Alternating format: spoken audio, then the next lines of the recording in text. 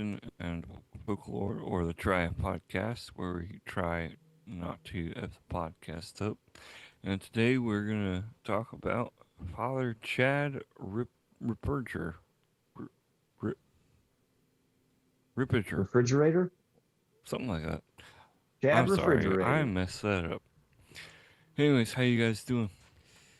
Oh, I'm all right.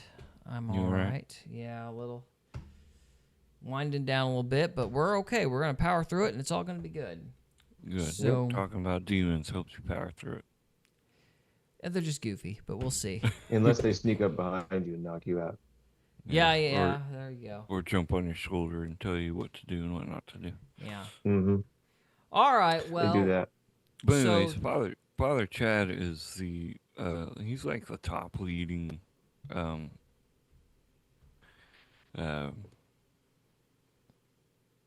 crap. What's the word? Not narcissist. Refrigerator? We've been talking about narcissist and now exorcist. That's the he's word. an exorcist. Okay. Top leading exorcist in like the world. And I've listened to him on other podcasts, but I just thought he was on Shawn Ryan the other day, and I only got an hour and 20 minutes into it.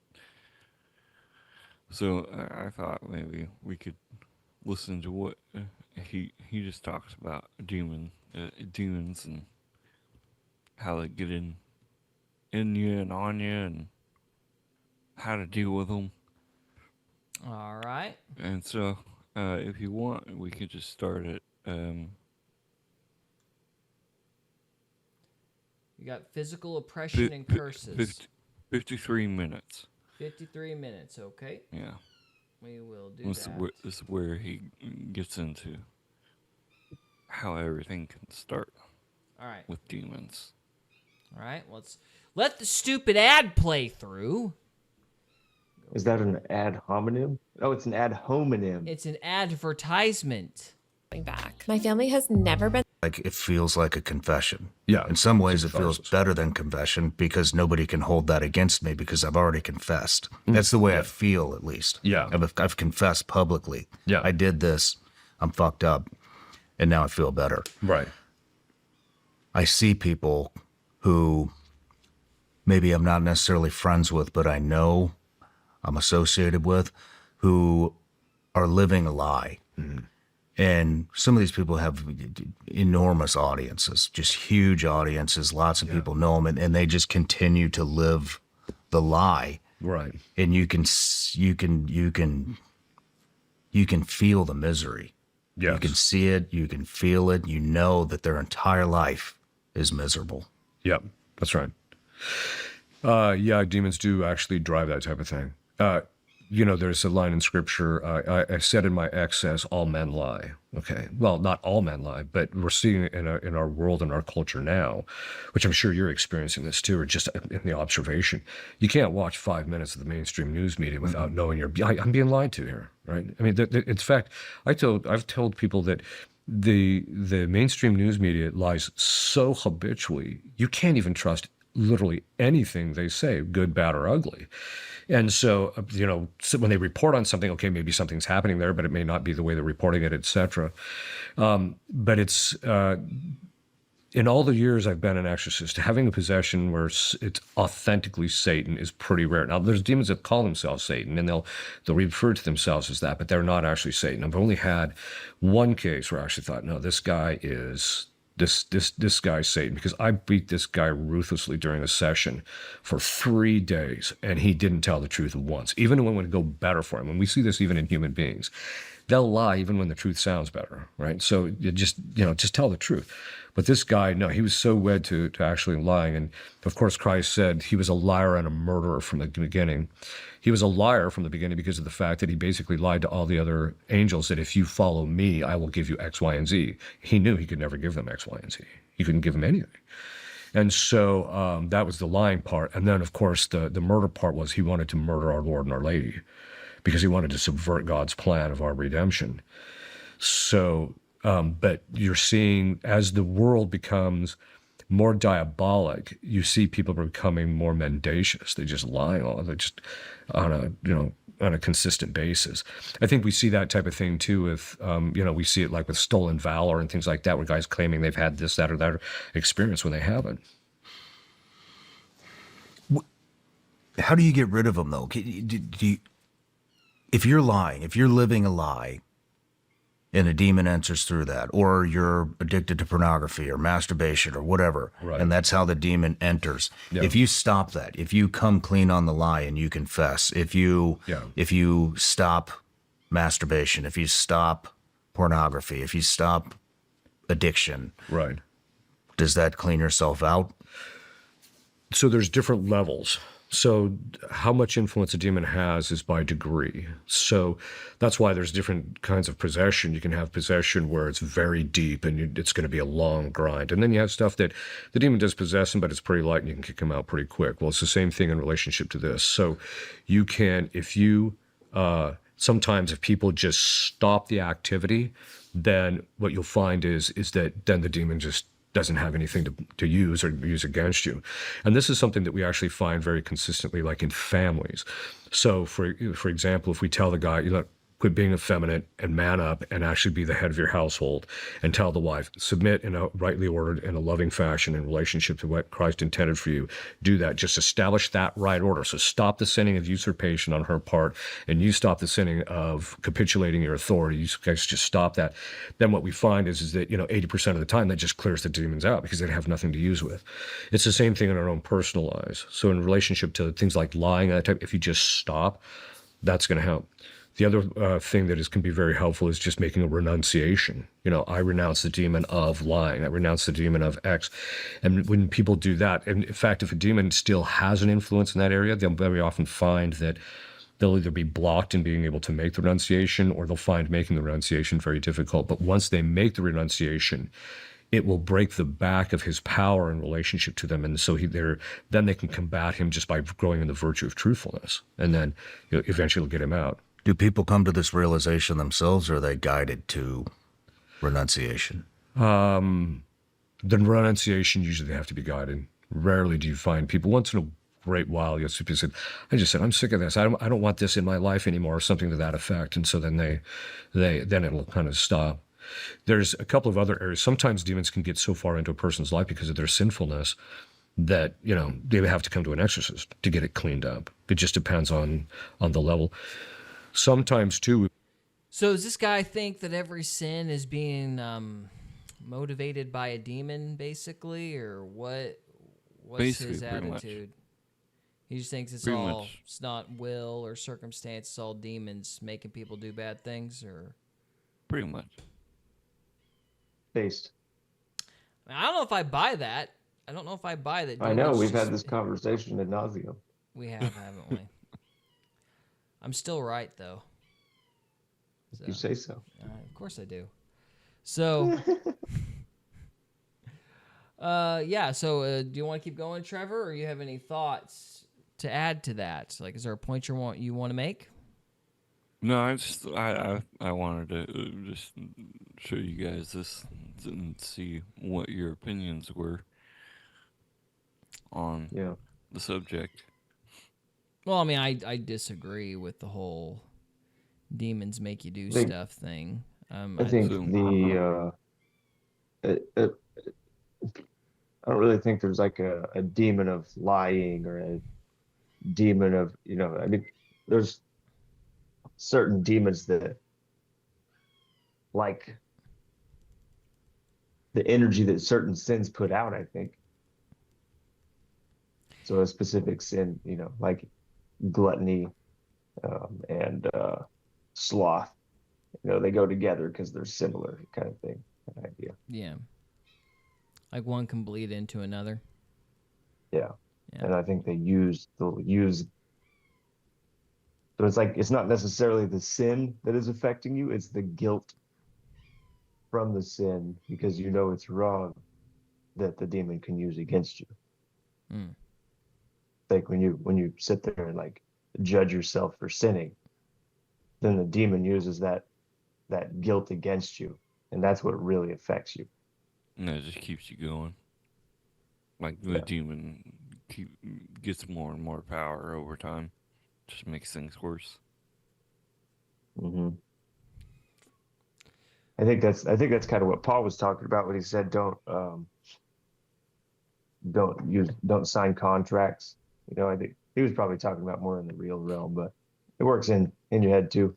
Like when you say I'm not going to do this, like I'm not going to overeat tomorrow, right? And then you do overeat, then you have guilt because you made a contract in your head that you wouldn't. Yeah. You're not let it's like it was Christ who said that, and he said, let your yes be yes, your no be no. Oh, Christ said that? Yeah. Okay, thanks. Yeah. So yeah. Well, I tried to give Paul credit. It didn't work. Sorry. I appreciate the effort. I appreciate the effort. I know how I feel about him. So I was really trying. So, But yeah, man. all Guilt. right. do you guys believe in angelic type of intervention instead of just demonic intervention? Well, I think I mean I think Yeah. it's possible. Yeah. I don't think it's near as often, but Yeah, it's a little more rare. They used to be real big in the 90s, I believe. They used to have like a whole bunch of like angels saving people type stories and uplifting supernatural stories. I do remember that quite a bit Yeah. going Yeah. around. Remember that show Touched by an Angel? Oh, yeah. oh yeah, My mom used to watch that one all the time. My mom too, came man. on right before Dr. Quinn, Medicine Woman. Yeah, Dr. Quinn. I forgot about Dr. Quinn. Oh my goodness. Yeah, they had that Native American that clearly wasn't a Native American. It was like a walking, hard-looking romance novel. It was awful.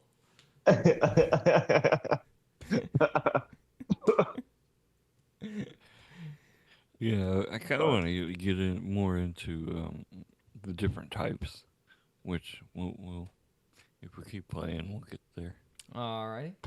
Different types of what? Angels and demons? Like oppression and what was it?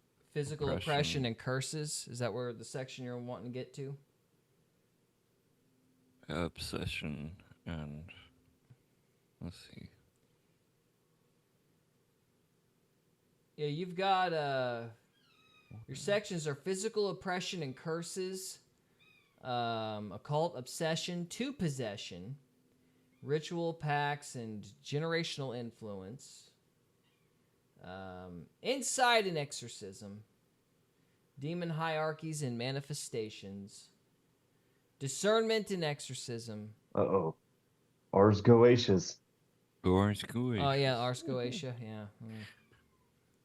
Although that Ammon thing, I will admit that Ammon thing, that the fact that it was like a bird and that guy looks like a that still trips me out a little bit. I'm on It was a him. little trippy. Yeah. I haven't seen anything else on him. Yeah, It's like he what's the term people are using now? Like he tripped out or crashed out whenever Wes Huff, Oh, I mean, yeah, Wes he Huff lost his basically gourd over destroyed him. that. Yeah, he lost his gourd. He's like, F you, yeah, and then never saw him again. So, yeah, anyway, let's do this physical oppression and curses, unless there's something else you want to do, Trevor. Yeah, let's do that. All right, then. Dolor. So that is, it's a Latin word which means basically pain. And so basically, this is where demons attack people physically. Now, there's two kinds of people that get attacked physically. There's those who are possessed or have oppression, which we'll talk about here in just a minute. And that's because there's something in their life that needs to get cleaned up. But then the dolor only happens to people who are very saintly, very holy. So like Padre Pio would get physically beaten by Satan and drug around the room and things of that sort. You'd also see the Saint John Vianney, the same thing happened to him. Paul of the Cross. That's some of the authors in the past say that that's actually what St. Paul was referring to when he prayed to God 3 times to take away this demon, and Christ said, "My grace is enough for you," which is important because people who suffer that, exorcism isn't going to help. All they have to do is pray and rely on God's grace to get through those particular moments. And God allows it for the humiliation of the demon, even though the demon just wants to take it out on the person because they hate people who are holy. But he'll allow it so that the demon gets humiliated by the person's faithfulness. And then he also uses it for the person themselves to advance in holiness and self-detachment and things of that sort. So it's rare. I've never seen an authentic case of it myself. I've only read about them. I can't believe the sleep apnea pillow exists. What's that? Ooh, a pillow. Something popped in here. Oh, uh-oh. Oppression. I think it's All right. popping out for you. So did I miss something? I missed something. I'm sorry, I was reading the text. What's he talking about now? He's talking about oppression, I take it? And he's like talking about demons physically attacking people? Yeah. Oh yeah, he's talking about like an exorcist. He said like really advanced exorcists sometimes get drugged around the room. Oh, really? Which I don't know. From my personal experience in real life, it's like the lower you vibrate, the more control the demons have over you. Like if you're vibrating high, you're thinking positive thoughts, and you're not like down in the gutter, like they can't affect you. Yeah. Like when I've been in haunted places, it's like at times in my life when I was vibrating very low, I could see and hear things. When I wasn't that way, I can't hear them anymore. Gotcha. Like when you're almost dead, like you see things, right? Near death experiences. Yeah. Yeah. Like when your body's right there on the cusp. Jumping the veil. Yeah. Yeah, you're not vibrating high because you're almost dead, so you can see into their realm. I mean, I think there's some plausibility. I certainly, yeah. Like you can, when you get angry or when you fight, there's a lot of bitterness. It seems like that stuff tends to tick up, for sure.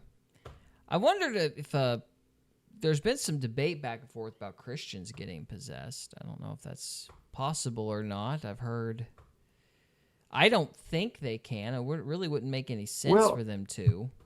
But That's the thing that I can't get behind about, and this is a whole argument in itself.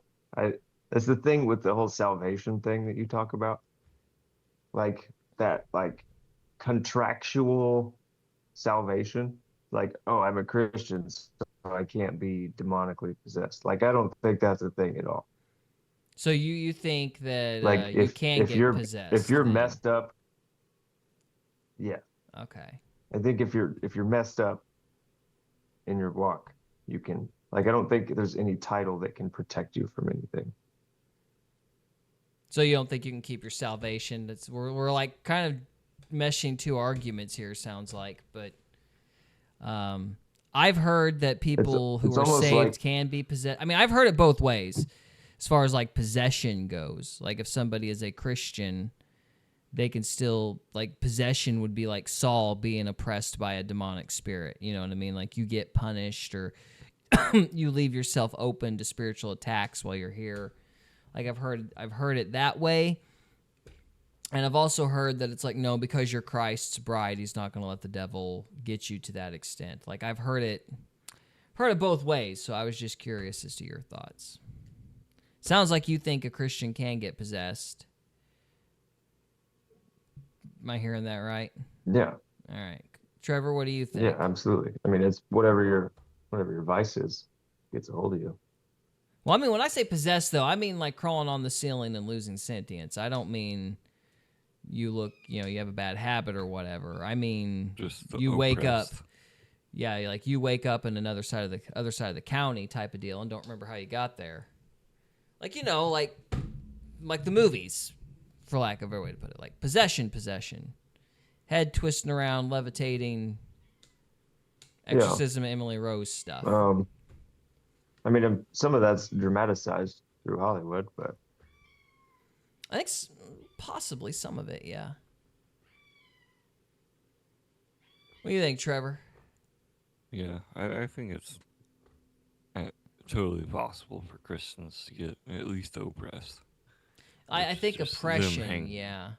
just the demons hanging around them and getting them to, what Cody said, lower their vibration. And it just gets lower and lower. Just like how that Roblox guy was talking about, like the more, Have a like good when night, you show Beans. people, when you show people death, like images of death and videos and like stuff like that, like it hurts them spiritually. Like Yeah. you're making them vibrate lower, and then so those demons can get in. Yeah. Hang on just a minute. Beans to It's like a Clay whole tactic. says, "Good night, everyone. I'm going to bed early. Peace. Peace, man. Thanks for Later, sticking dude. around with us. Appreciate you. Thanks a lot." All right. So Yeah. Trevor thinks you can be possessed as a Christian. Cody, you think you can be possessed as a Christian. I would lean towards no. Well, not full possession, but definitely oppression. No, I mean, I agree with oppression because I think all of us have been oppressed at one time or another. So Yeah. I think, My distinction with this argument is that anybody can just call themselves a Christian, Yeah. whether or not the outside world knows whether or not that's true within that person is impossible to know. So you can't say all Christians are protected from demons because Depends you on don't your know walk. who all Christians are. well, Depends on we could have a disagreement about that, but we've done that before.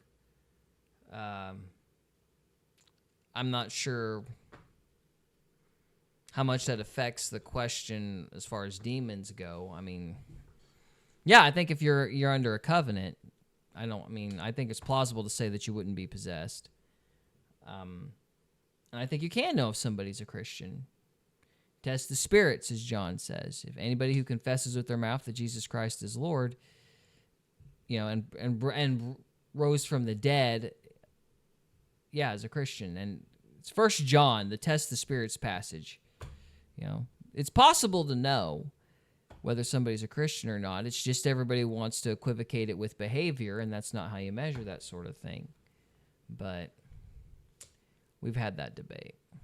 So, do we want to move on? Well, sure. Yeah. Okay. Alrighty. So oppression is attacking people from in relationship to their externals. It's an attack from the outside. So this includes things like destroying their finances, both their inflows. They can block people's, getting paid when they're supposed to be getting paid. They can block or they can cause damage to their property and things like that. So they're just hemorrhaging money all over the place, even though they shouldn't be. They can also attack their property to where, like one family that I've worked with in the past, it wasn't until we discovered that there was this demon in the actual property, and we found out who was getting in there, that he actually, that it was the demon in the property that was causing them all their appliances. They would just go through appliances and get a brand new refrigerator. Within a month, boom, it's shot. Their stove would go out. The washing machines and stuff like that, they would just destroy. He was destroying everything. It can also affect their relationships. So this is why we'll see people all of a sudden, they might have a fantastic marriage, and then they might be cursed by somebody, and then all of a sudden, boom, the oppression sets in, and then all of a sudden things are just miserable between the two, and a lot of times they can't necessarily pin it on what either one of them actually did, but they'll destroy people's relationships. What do you mean cursed by somebody? So somebody can actually do a ritual, which is like basically an offering to Satan, or do something to empower the demons to come and afflict a particular individual. A human being can do that? Yes, they can. Is that common? It's common enough to where I see it about 3 or 4 times a year where people have been cursed. It's becoming more common now because more people are getting involved in Satanism and witchcraft.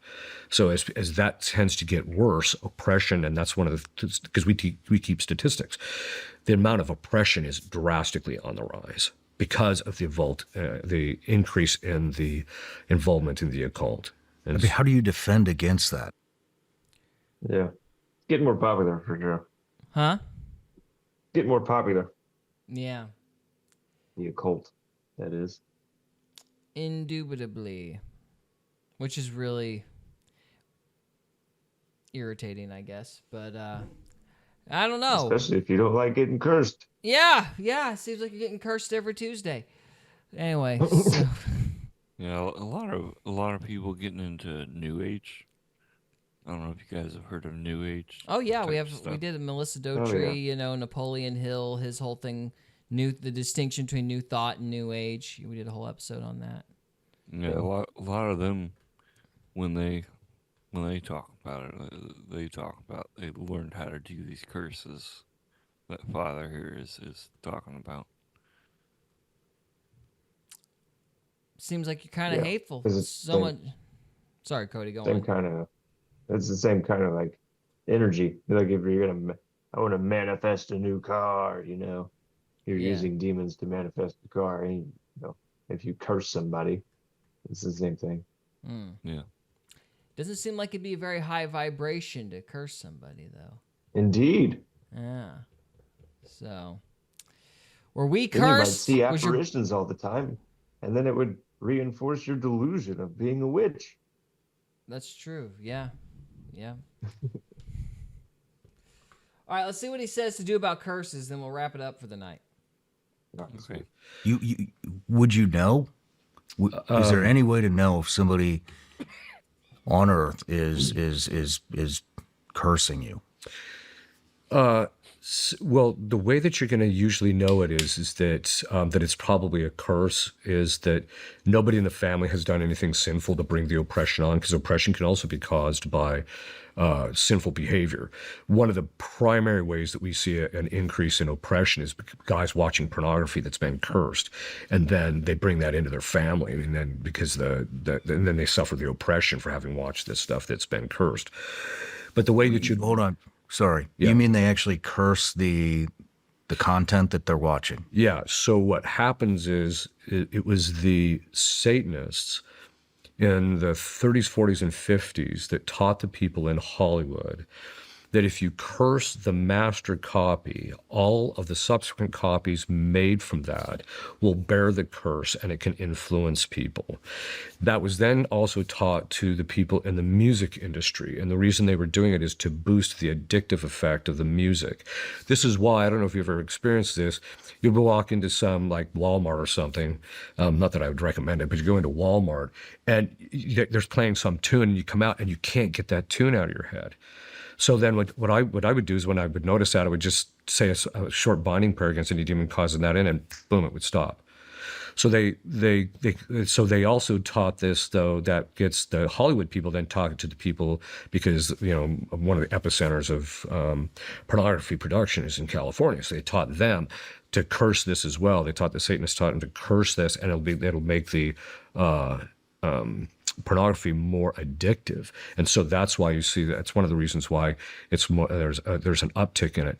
The curse, depending on the particular individual, can have varying degrees of the influence as a result of that. So we see a lot of people that have oppression as a result of watching this cursed pornography. We're also seeing obsession, which we'll talk about here in a minute. But once in a while, you'll see people actually become possessed. So I knew one case, it wasn't my particular case, because I do a lot of consultation with exorcists, where this guy had watched a piece of pornography and became possessed as a result of it.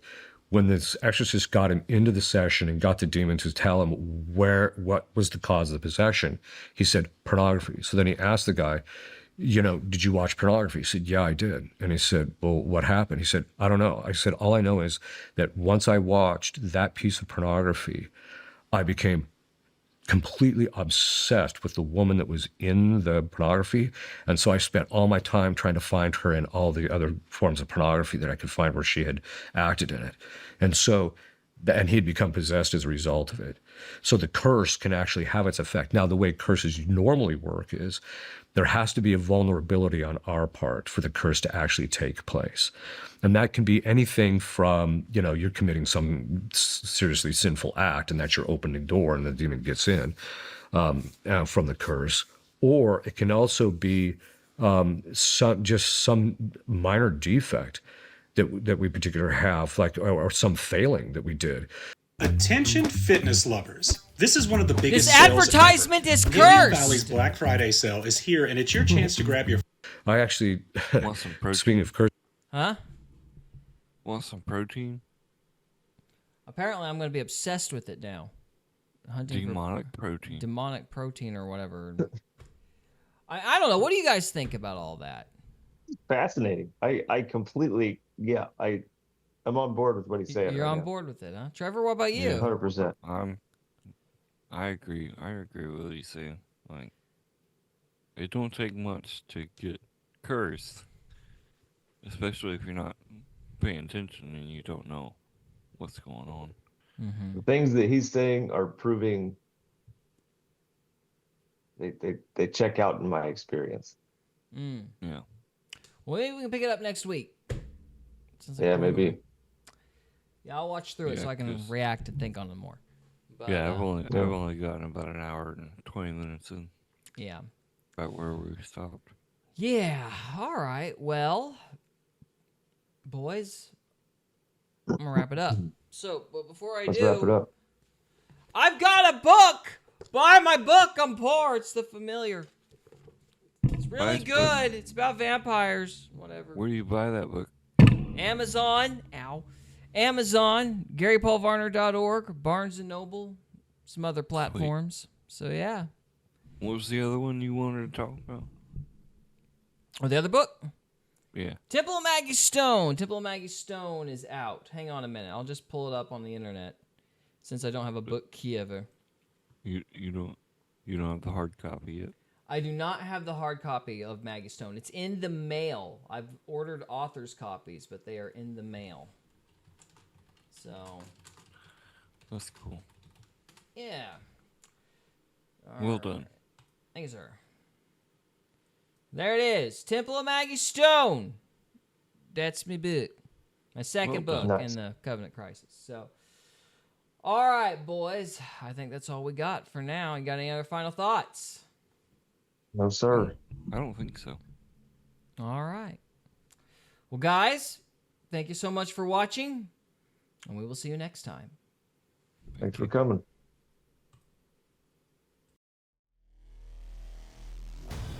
We hope you enjoyed this episode of Faith, Fiction, and Folklore.